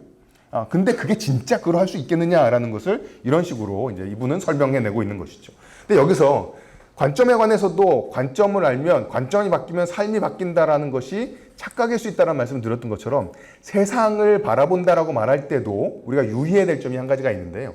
우리는 세상을 바라본다라고 생각할 때 마치 이런 그림을 사실상 우리는 상정하는 것 같습니다. 세상이 있고 아까 지구는 둥그니까 자꾸 걸어나가면 한뜬 것처럼 세상이 있고 내가 그 세상을 거기로부터 떨어진 객관적인 관찰자가 되어서 파악하는 것이다 라고 생각한다는 거죠. 철학적으로 얘기하면 근대적인 사고방식인 거죠. 내가 그래서 이 세상을 파악하면 이 나의 파악이 객관적이라면 누구나 다 동의해 줄 수 있어야 된다는 거죠. 객관성이라는 건 누구나 다 쉽게 말해 동의할 수 있다는 얘기를 하는 거잖아요. 그런데 사실상 아까 말씀드렸던 것처럼 서는 데가 바뀌면 풍경이 바뀐다는 얘기는 우리는 세상을 파악하는 데 있어서 그 바깥에서 이것을 관찰하는 객관적인 존재가 아니라 세상 안에서 세상의 한 지점에 서서 그 세상을 바라보는 존재에 불과하다라는 것들을 우리가 어떤 면에서 인정해야 될 필요가 있는 거죠. 제가 나름대로 이렇게 신경을 쓴 사진인데 별로 감흥이 없어진 것 같아서 약간 실망하면 다음부터는 이 사진은 뺄까? 그러면 360도 카메라라는 게 있어서요. 이렇게 찍으면 이제 이런 그림도 나오긴 합니다. 네. 올림픽 공원에서 자전거 타면서 찍었던 사진이긴 한데요. 드리고 싶은 말씀은 우리가 이 지구에, 이 세상의 일부로서, 그렇죠? 거기에 떨어져 있는 존재가 아니라 거기에 들어가 있는 존재로 세상을 파악하게 된다는 거죠. 이거를 인정하는 건 왜 의미가 있냐 하면 이제 기독교 얘기를 하겠습니다만 내가 기독교 세계관을 갖고 이야기를 한다 하더라도 그것이 완벽하게 객관적으로 누구나 다 동의해줘야 되는, 심지어 성경적이고 기독교적이라는 말을 붙였다 하더라도 그러한 절대적인 관점을 내가 소유하거나 파악하지 못한다는 것을 인정할 필요가 있다는 것이죠. 그러니까 기독교 세계관이라는 것은 세계관이라는 말 자체가 갖고 있는 이미 전체주의적인 위험성이 있거든요. 세계를 포괄적인 틀을 가진다는 말이니까 얼마나 이게 그야말로 다 파악해낼 수 있다라는 엄청난 프로젝트인 거잖아요. 근데 거기에다가 기독교적이라는 신앙적인 의미까지 갖게 되면 기독교적으로 이 세상을 내가 포괄적으로 완벽하게 일관성 있게 파악해냈다. 그러면 그런 생각에 대해서 다른 식으로 얘기를 하는 건 아까 말씀드렸던 것처럼 다툼에 옳고 그름을 분별해서 당신 틀렸어라고 도장을 찍어줘야만 그 세계관을 내가 의미 있게 활용하는 게 되잖아요. 그런데 설령 기독교적 세계관이라 하더라도 그리고 세계관이라 하더라도 그것이 갖고 있는 지역성, 한계성들을 우리가 인식해야만 우리가 이 세상에서 대화를 하면서 서로 배울 수 있겠다라는 것이죠. 그러니까 대화를 위해서 인정하자는 게 아니라 실제로 이것이 우리가 처해져 있는 현실인 것이죠. 이걸 우리가 정확하게 인식할 수 있다면 우리의 세계관은 겸손과 대화의 세계관이 되어야 한다는 생각을 해보게 됩니다. 자, 그러면 바라보는데 세상을 바라봅니다. 근데 그것을 기독교적으로 바라본다는 건 어떤 의미인가 했을 때 결국은 뭐 여러 가지 방식이 있습니다만 결국은 성경에 토대하여서라는 말으로 기독교적이라는 말을 좀 바꿔 쓸 수 있을 텐데 물론 아주 면밀하게 말하면 성경에 토대하여서 혹은 성경적이라는 것과 기독교적이라는 것과 기독교 세계관적이라는 것은 조금씩 다 미묘한 차이들이 있기는 한데요. 제가 기독교적이라는 게 결국은 그래도 성경에 토대했다라는 데 동의할 수 있다면 우리가 성경 이야기를 어떻게 이해하느냐가 세상을 바라보는 중요한 토대, 기준이 되는 것이죠. 아까 제가 몇 번 반복해서 말씀드렸던 것처럼 그럼 성경 이야기를 어떻게 요약할 수 있느냐? 창세기 1장 1절부터 요한계시록 맨 마지막 절을 맨날 기독교적인 게 뭐야 할 때 그걸 다 암송할 수는 없으니까 그 이야기가 크게 모아서 이러한 이야기다라고 우리가 요약해내게 되는데요. 그래서 가장 많이 썼던 방식은 몇 번 말씀드렸던 하나님이 세상을 창조하셨고 선한 하나님이 모든 존재하는 것과 보이는 것 보이지 않는 모든 존재하는 것들을 창조하셨고, 그런데 인간이 하나님께 반역하고 불순종해서 세상이 하나님께 등을 졌고, 그 등진 세상을 하나님께서는 그리스도의 죽음을 통해 십자가와 부활을 통해 원래 창조 계획을 완성하도록 다시금 회복시키셨다. 이게 이제 성경의 전체 흐름이다라고 요약을 하는 거잖아요. 그런데 사실 성경의 이야기를 요약하는데 꽤나 조금씩 미묘하게 차이가 있지만 다른 요약의 방식들이 있다는 것들을 좀 알게 되었습니다. 타락, 구속, 창조 타락, 구속, 창조 타락, 구속, 회복, 창조 타락, 약속, 십자가, 미션, 심판, 재창조. 너무 길죠? 이거는 불공정한 거예요. 이게 7개나 쓰면 누가 더 얼마든지 더 정확하게 요약할 수 있겠죠. 주어진 1개 내서 해야 되는데 7개나 쓴 거는 좀 unfair하죠. 네. 창조, 보존, 화목. 잘 보시면 1대 4로 갈리는 지점이 2개가 있습니다. 하나가 있고 나머지 4개는 똑같고 나머지 하나가 다른 게 있습니다. 뭐가 보이시나요? 네. 두 번째부터 마지막까지는 창조로 시작을 하고, 첫 번째 성경 이야기 요약 방식은 창조가 아닌 그냥 타락으로 시작을 합니다. 물론 이렇게 써놓고 보면 에이 누가 성경 이야기를 타락부터 시작한다고 생각하겠나 싶으시긴 하겠지만, 제가 이걸 굳이 쓴 것은요, 이렇게 대놓고 쓰는 사람은 없지만 저의 혹은 우리의 무의식에서는 성경의 이야기는 거의 타락으로 시작하는 듯한 경향이 있다는 거죠. 제가 책에서도 잠깐 말씀드렸던 것 같긴 합니다만 이런 겁니다. 자는 사람한테 갑자기 확 깨우면서 사람은 어떤 존재입니까? 라고 물어보는 거죠. 그럼 자다 깼으니까 무의식 쪽에 있는 답이 먼저 나올 거 아니에요? 사람이 어떤 존재입니까? 라고 물었는데 가장 먼저, 지금 우리도 가장 먼저 떠오르는 대답이 죄인입니다 라는 게 가장 먼저 떠올랐다면, 그 사람의 실제적인 성경의 이야기는 타락에서부터 시작한다라고도 볼 수 있지 않을까 싶은 것이죠. 근데 진짜 사람은 어떤 존재입니까? 던졌을 때 제일 정확하게 나오는 답은 하나님의 형상입니다가 되어야 되는 거죠. 근데 한국의 기독교나 제가 자랐던 기독교 전통에서는 구속이라는 것이 십자가의 은혜가 크다 보니, 그리고 십자가는 굉장히 넓고 포괄적이긴 합니다만 특별히 죄의 문제를 해결하는 그 십자가의 은혜가 강조되고 크다 보니 십자가가 강조될수록 우리의 죄인됨이 강조되는 거죠. 그래서 결국은 우리의 실제적인 성경의 사고방식은 타락부터 시작하거나 혹은 창조보다 타락이 이만큼 중요하게 우리 신앙에 자리 잡고 있는 것 같다 라는 생각을 해보게 됩니다. 그런데 성경 이야기는 진짜로 창조부터 시작을 하고요. 그 다음에 이제 정말 타락이 언급되는 빈도를 얘기해도 성서학자들은 이런 얘기를 하거든요. 아담과 하와의 범죄 사건이 성경 전체에서 얼마나 자주 언급되고 그 사람들이 하고 있는 불순종의 원인으로 얼마나 구체적으로 제시되는가에 있어서 로마서 5장 같은 데가 그 얘기를 하고 있습니다만, 양쪽으로만 봤을 때는 아담의 범죄가 그렇게 많이 언급되지는 않습니다. 오히려 하나님이 이 세상을 창조하셨다는 얘기들은 계속 반복 얘기하고요. 그런 가운데서 우리가 선택해야 되는 우리의 책임들에 관해서 훨씬 더 강조하고 있는 걸 보게 되죠. 요컨대 성경 이야기를 요약하는 데 있어서 타락으로 시작한다고 대놓고 얘기하는 경우는 없습니다만, 우리의 무의식적이나 우리의 신앙 전통은 세상을 바라볼 때 타락을, 죄악을 가장 크게 느끼게 만들어 오는 경우도 있어 왔던 것 같다입니다. 그렇다면 창조로 시작하는 어떤 세계관이나 성경 이야기로 우리의 삶이 좀 교정 혹은 좀 더 강하게 창조를 생각할 필요가 있을 것 같고요. 답을 먼저 보여드렸네요. 두 번째 차이가 있습니다. 또 1대4로 차이가 있는 게 있거든요. 조금 난이도가 올라갑니다. 이거. 네. 뭐가 있냐 하면 타락은 4군데 있고요. 맨 마지막 송인기 교수님이 요약하신 방식에는 타락 대신에 보존이 있습니다. 창조, 타락, 구속이 성경 이야기를 요약하는 가장 적절한 것인가? 창조, 보존, 화목이 적절한 것인가? 라고 우리가 견주어 볼 수 있을 텐데요. 저는 이 창조, 보존, 화목이라는 성경 요약을 보고 굉장히 통찰력이 있다. 저는 큰 도움을 개인적으로 받았습니다. 물론 이제 이렇게 제안을 하니까 송인기 교수님께 사람들이 물었다는 거예요. 타락은 어디 갔나요? 왜 타락을 빼놓나요?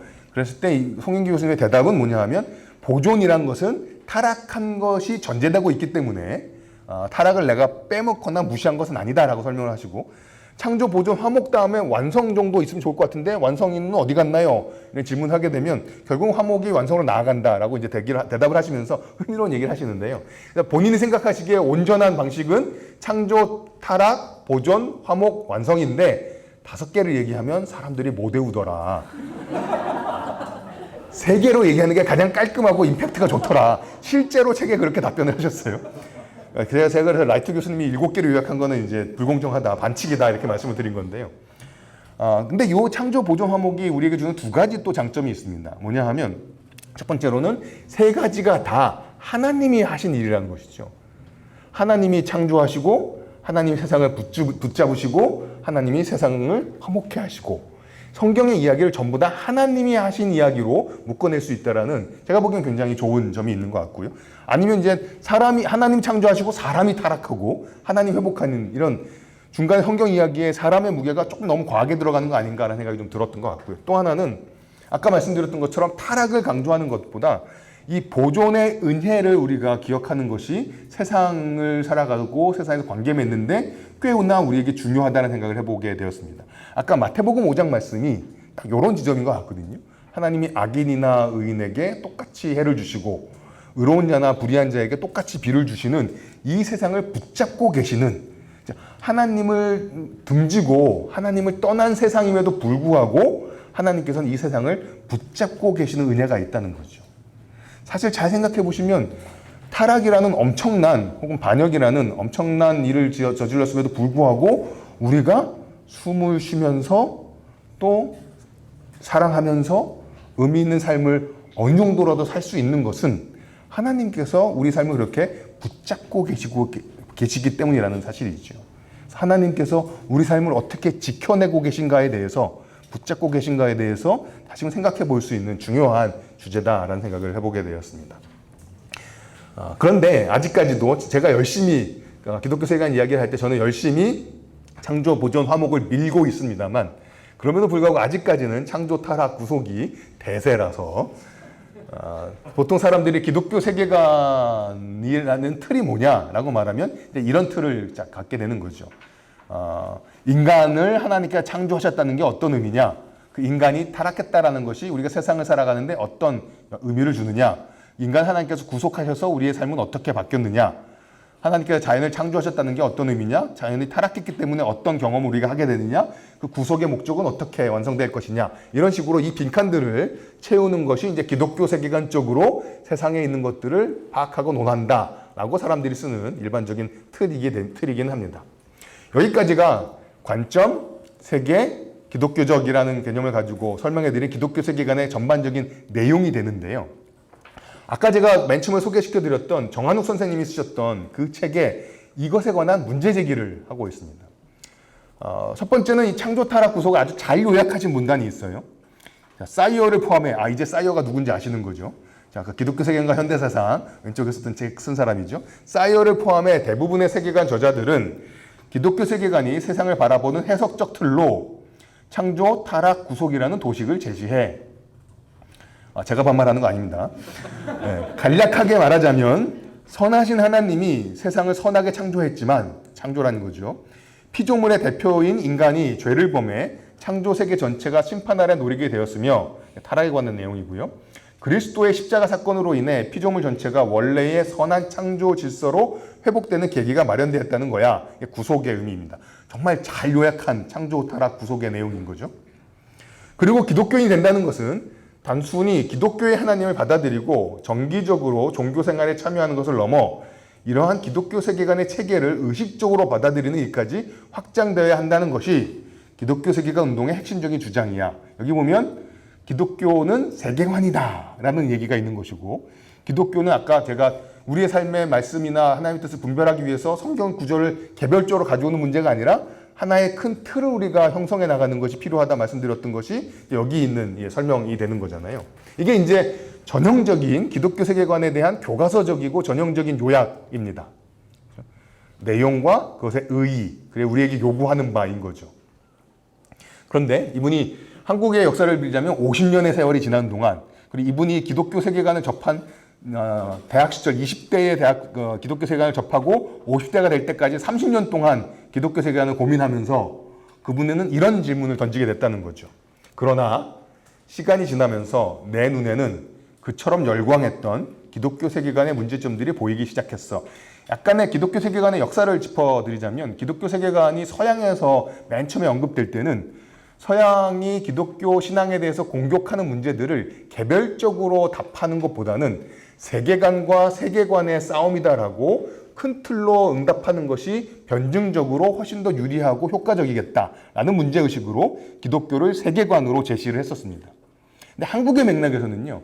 기독교 세계관이 소개되어지고 적용되었고 이분 표현에 빌자면 열광했던 이유는 뭐냐면 그리스도인의 신앙이 교회나 혹은 주일에만 의미 있는 것이 아니라 월요일부터 토요일까지 내가 살아가고 있는 사회와 학교와 직장과 가정에 의미 있다는 것을 70년대, 80년대를 지나면서 교회에서 잘 안 가르쳐 줬었던 것 같은데 이 기독교 세계관의 얘기를 배우면서 아까 말씀드렸던 임재 찬양을 그렇게 적용할 수 있다든지 물론 그때는 임재가 없었습니다만 그 찬양이 우리의 삶이 월요일부터 토요일까지 의미가 있구나. 우리의 삶이 우리의 신앙이 사회적인 함의가 있는 거구나. 라는 것들을 신학적으로 혹은 이론적으로 확인시켜준 틀이었다는 거죠. 70년대, 80년대 대한민국 사회에는 소위 말하는 민주화 운동의 시절이어서 내가 기독교인으로서 이 사회에 어떤 식으로 참여하고 기여할 수 있을 것인가, 신앙은 지금 내가 경험하고 있는 문제들에게 어떠한 이야기를 할 수 있을 거가 그 당시에 청년이었던 혹은 그 사회를 살았던 사람들의 고민이었는데 기독교 세계관이 거기에 대한 나름대로의 답을 제시했던 거죠. 그래서 틀을 제시했던 거죠. 그래서 이분은 열광했다라고 이야기를 하고 있습니다. 그런데 이제 이분에게는 이런 고민이 생겼다는 거죠. 무엇보다 기독교 세계관의 트레이드 마크인 창조, 타락, 구속이라는 도식 자체가 단순히 성서의 세계관을 서술한 신학적이고 탈역사적인 설명의 틀이라기보다 이걸 그때 저는 띵 하는 거죠.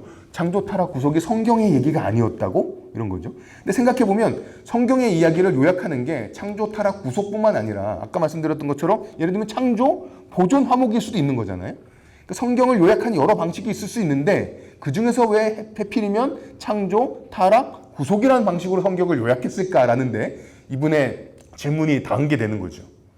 그랬을 때 이분은 이런 식으로 생각을 했던 것입니다. 잃어버린 그게 탈역사적인 성경 자체의 순수한 틀이 아니라 잃어버린 기독교 세계를 회복하려는 19세기 서구 그리스도인들의 고민을 담은 담론의 일부라는 사실을 깨닫게 된 것이 결정적이었어.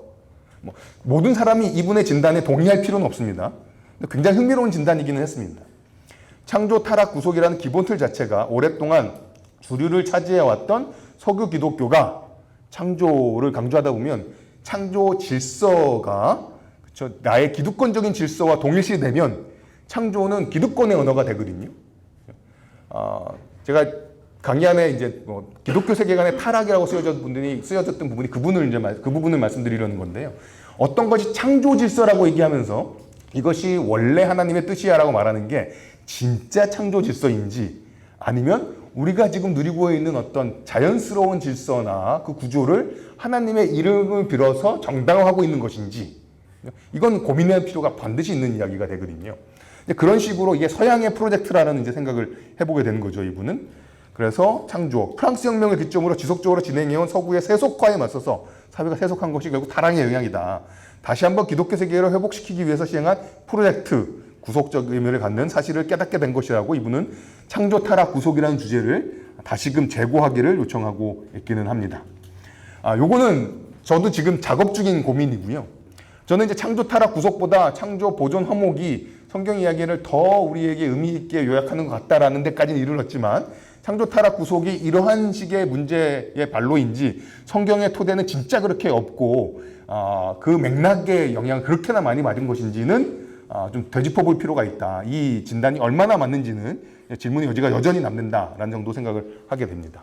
여기까지가 기독교 세계관의 일반적인 소개와 최근의 문제의식입니다. 제가 강의를 준비하면서 좀 고민이 좀 있었던 게 느껴지시나요? 도대체 이 사람은 어디까지 소개하고 어디까지 자기 얘기를 하고 이럴 것이 이제 고민이 좀 느껴지실까 모르겠는데요. 그래서 기본적인 소개와 더불어 최근의 문제의식까지 잠깐 좀 말씀을 드렸습니다.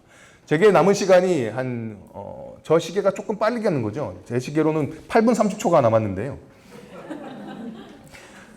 오늘 첫 번째 강의의 제목인 기독교 세계관 3대 모토를 가도록 하겠습니다. 저는 3대 모토를 기독교는 세계관이다. 그 다음에 하나님이 내 것이라고 말하지 않는 영역은 눈꼽만치도 없다. 약간 의역이죠. 그 다음에 모든 진리는 하나님의 진리다. 이렇게 세 가지 문장으로 기독교 세계관을 특징 지을 수 있다고 생각을 하는데요. 그러니까 제가 뽑은 세 가지 모토인데, 하나는 제임스 오라는 원래 기독교 세계관이란 말을 서양 신학계에 적용했던 사람이고, 두 번째는 아브라함 카이퍼라는 또 기독교 세계관 이야기할 때 화란의 수상도 지냈던 분이고요. 아더 홈즈라는 분은 이제 휘튼 칼리지에서 철학 교수를 하셨던 분인데요. 그분들이 했던 이 세 가지 문장이 제가 이해하는 기독교 세계관을 잘 요약하고 있다라는 생각을 했습니다. 첫 번째로 기독교 세계관, 그리고 각각의 이 진술들은 창조와 일상과 공공이라는 주제랑 잘 어울리는 것 같다는 생각을 했는데, 첫 번째로 기독교는 세계관이다. 여지껏 했던 이야기니까 이 문장 정도로 요약을 하겠습니다. 기독교는 그저 사람들이 어떻게 용서받을 수 있는지를 알려주는 종교가 아니다. 기독교는 총체적인 세계관이자 인생관이다. 그리스도인은 자신의 신앙이 인간 삶 전체에 관해 중요한 할 말이 있다는 것을 깨달아야 한다. 개별적인 적용이나 파편적인 문제가 아니라 나의 삶 전체, 세상을 바라보고 세상에서 살아간 나의 전체를 바꿔내는 것이 기독교라는 것이다 라는 것입니다. 이런 책들이 있다는 것이고요. 두 번째, 하나님이 내 것이라고 말하지 않는 영역은 눈꼽만치도 없다. 창조가 모든 영역을 하나님께서 창조하셨기 때문에 우리 삶의 어떤 구석구석도 하나님의 선한 손길이 닿지 않는 영역은 없는 것이죠. 그러니까 우리의 일상이 신앙적으로 의미가 있다라는 것을 기독교 세계관은 강조해 주게 됩니다. 그래서 저는 이제 일상의 복음이라고 부르고 싶은데요. 사실 복음이란 것은 무엇보다도 하나님이 통치하신다라는 선언인 거죠. 이게 실제로 본문에서, 성경 본문에서 복음이란 말, 복된 소식이라는 말과 하나님이 통치하신다는 내용이 그냥 그대로 관련지어서 나오는 구절입니다. 그래서 복음이 뭐냐? 하나님이 통치하신다라는 소식이다 라는 것이죠. 그럼 하나님이 통치를 어디를 하시냐면 우리의 모든 일상을 하신다라는 거죠.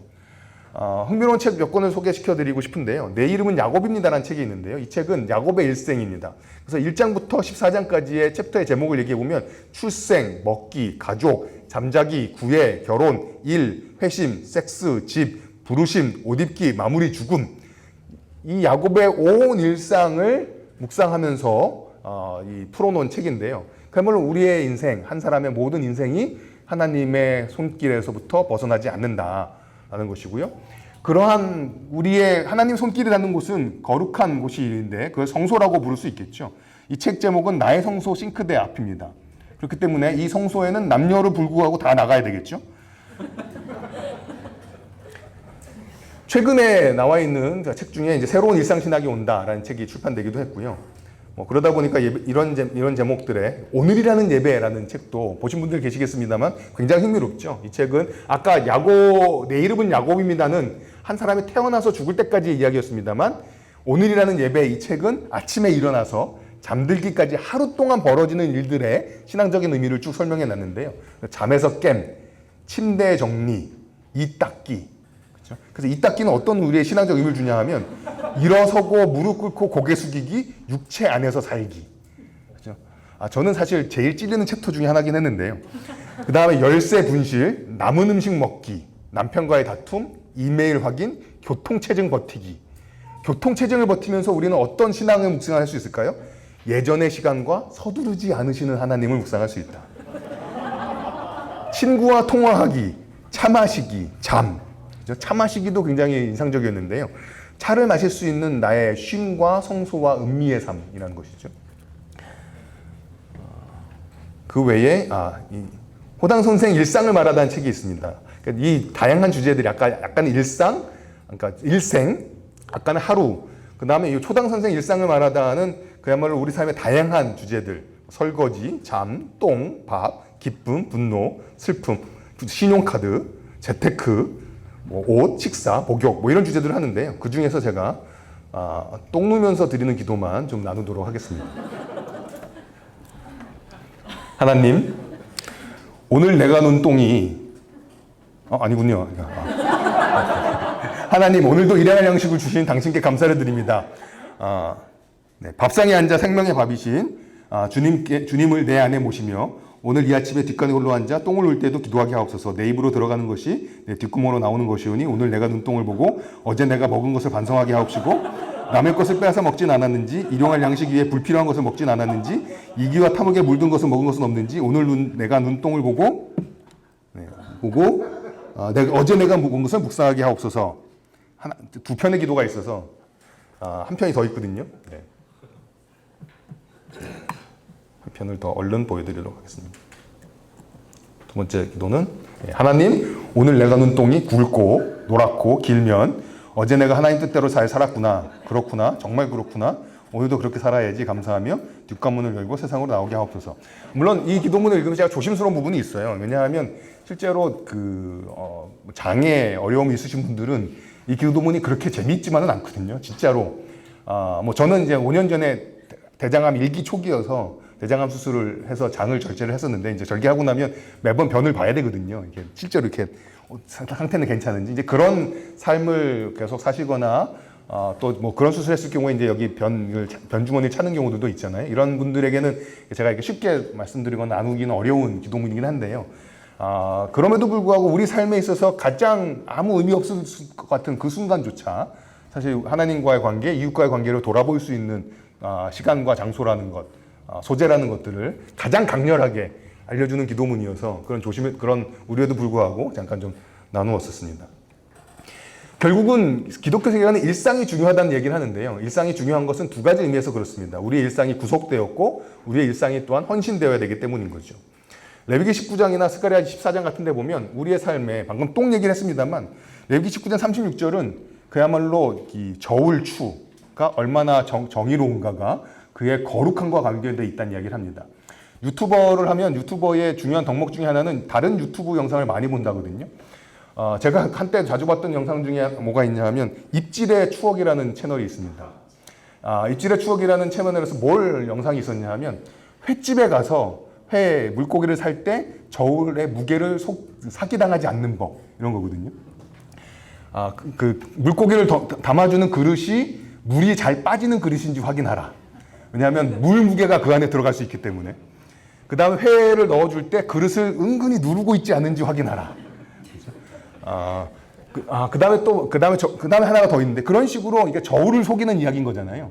19장 36절은 이 구속된 일상은 정말 거룩한 횟집 사장님은 물이 빠지는 물고기 그릇과 저울을 누르지 않는 그 삶이 거룩한 횟집 사장님이라는 것을 이야기해주는 말씀인 것이죠. 스가랴 14장 22절은 종말의 모든 일상이 하나님 앞에 거룩해진다라는 비전을 이렇게 이야기하고 있습니다. 그날에는 종국에는 말방울에까지 여호와께 성결이라 기록될 것이라. 여호와께 성결이란 말은 대표적으로 하나님의 지성소에 들어가는 그 제사장의 머리에 쓰여져 있던 문구거든요. 근데 그게 말방울에까지 기록된다라고 이야기를 하고 있습니다. 이게 구속된 일상이고요. 우리의 일상은 또한 헌신되어야 되는데 우리의 일상과 대조되는 것은 우리의 종교적 삶일 수 있습니다. 이사야서 1장이 하나님께서 이렇게 말씀하시잖아요. 헛된 재물을 가져오지 말라. 그렇죠? 13절입니다. 성회와 어울려서 악을 행하는 것을 내가 견디지 못하겠다. 저희들은 월요일부터 토요일의 삶을 하나님께 너무 죄송하게 살아서 그래서 주일의 예배를 열심히 잘 드려서 월요일부터 토요일까지 삶을 퉁치려고 합니다. 월요일부터 토요일까지 너무 잘 못 살았으니까 주일날 예배라도 잘 드려서 그 미안함을 덮으려고 하는 거죠. 근데 이사야서 1장 10절부터 17절까지 잘 읽어보시면 그 일상과 주일의 관계는 정반대임을 알 수 있습니다. 월요일부터 토요일까지 삶이 하나님 보시기에 정의롭고 평화롭지 않으면 주일날 아무리 예배를 잘 드리고 아무리 연금을 많이 하고 아무리 많이 모여도 하나님이 그게 나가 지기에 피곤하다. 내가 그걸 가증하고 싫어한다. 역겹다라고 말씀하고 계신 것이죠. 기독교 세계관은 우리의 일상이 구속된 것이고 우리의 일상이 헌신된 일상이 된다고 얘기를 하고 있습니다. 세 번째는 모든 진리는 하나님의 진리다인데요.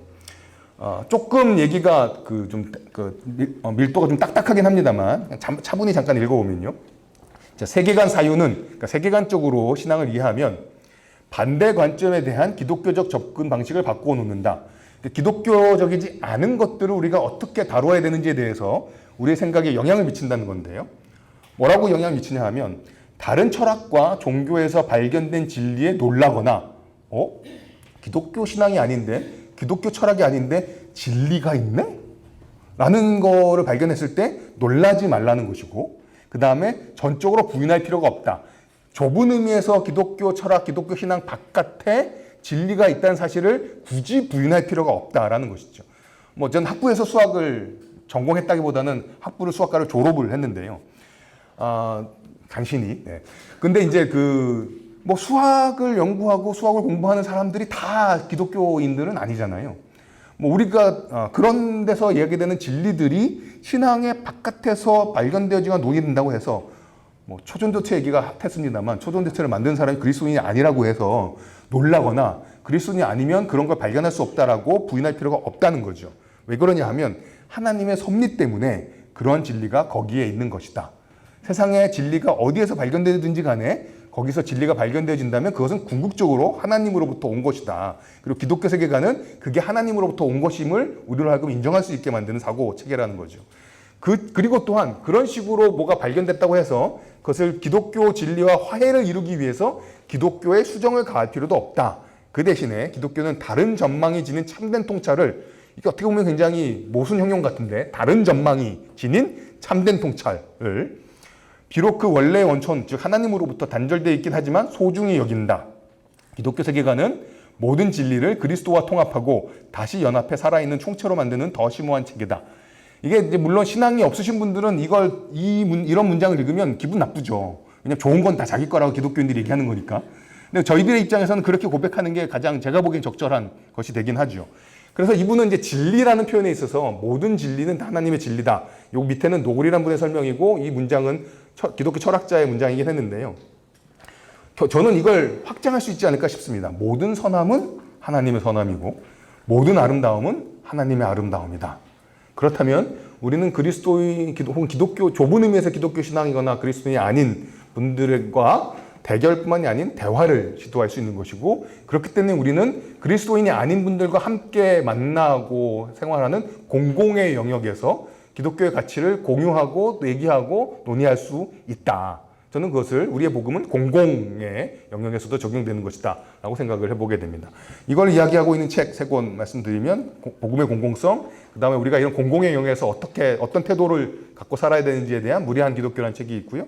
그 다음에 이제 왕들이 입성하는 날이라는 제목의 책은 이사야서 60장 말씀을 토대로 마지막 종말의 때에 그리스도인, 하나님 백성이 아닌 이방에 있는 문화들이 예루살렘을 채우는, 예루살렘의 그 문화들과 아름다움이 이방의 것들로 채워지는 환상을 이야기하고 있는 본문을 설명하고 있습니다.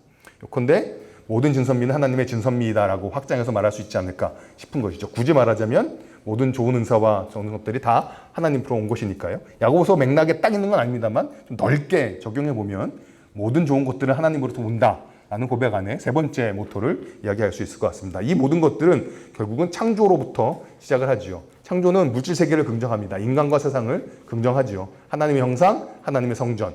그리고 그러다 보니 이 세상을 하나님께서 만드셨고 그 가운데서는 기독교가 가진 보편적인 가치들을 창조는 우리에게 강조해주고 있습니다. 공평과 정의와 평화와 사랑이 그리스도인이 아니더라도 어느 정도는 겹쳐서 이야기할 수 있는 토대들이 있다는 것이죠. 그리고 그런 면에서 우리의 신앙은 상식적일 수 있고 신앙은 공적인 측면을 가질 수 있다입니다.